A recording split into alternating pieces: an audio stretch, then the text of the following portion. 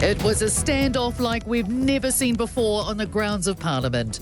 Police used forklifts, trucks, pepper spray and hoses to disperse protesters who hurled bricks, threw paint and lit fires. They made 87 arrests for a range of offences, including trespass, possession of restricted weapons and willful damage. 7 police staff required hospital treatment. Police Association President Chris Cahill says officers tried to negotiate with protesters to go home, but those who remained had no intention of doing so. The majority weren't legitimate protesters, they were people looking for a fight, and it became pretty clear to police that they were going to have to clear them out by the use of force they did. Police have been maintaining a presence overnight in case of further protests. But Alistair Boyce, the owner of the Backbencher Gastropub, told Kate Hawkesby there are no signs of any protesters in the area right now. Can't see any protesters. They'll be lingering in the shadows if they're anywhere. It's a pretty cold night in Wellington. And now the questions around who was behind it all.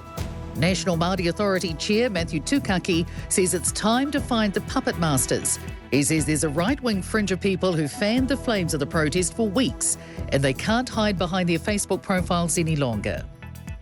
Symptomatic people or household contacts can now order rapid antigen tests online through the Ministry of Health website for free. They can be ordered via the just-launched RAT Requester site and can be picked up from 146 collection points around the country. Acting Group Manager of COVID Testing and Supply, Joe Pugh, says the ability to place an order online ensures the process is smooth when people collect them. Meanwhile, retailers are defending the cost of rapid antigen tests. Those without COVID or symptoms will still have to pay for a test. A Consumer New Zealand survey has found the price varies from $6.40 to $19 a test. Retail NZ spokeswoman Amy Hines told Kate Hawkesby some pharmacists bought them at a high price, so have to charge $19, but says that's not a sustainable price. I think what we will see across the board is between $6 to $12 max. That's a pretty fair price, even with freight costs. The US isn't ruling anything out when it comes to sanctions against Russia. Attacks are being intensified on major Ukrainian cities for a 7th straight day from the north, east and south. The United Nations says more than 800,000 people have now fled Ukraine.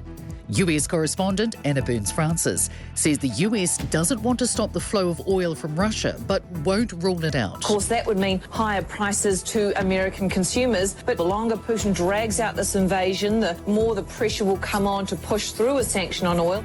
An international operation targeting online child sexual abuse material is being described as significant. The Department of Internal Affairs-led operation resulted in 836 cases investigated internationally and 146 children safeguarded around the world. 46 people were arrested in New Zealand over the course of the 2-year operation.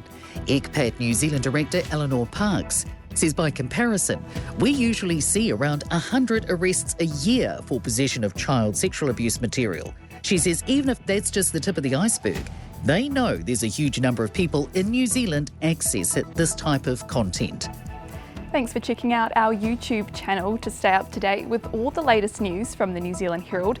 Click the subscribe button below or check out one of the videos here and head over to nzherald.co.nz for more details on these stories and more.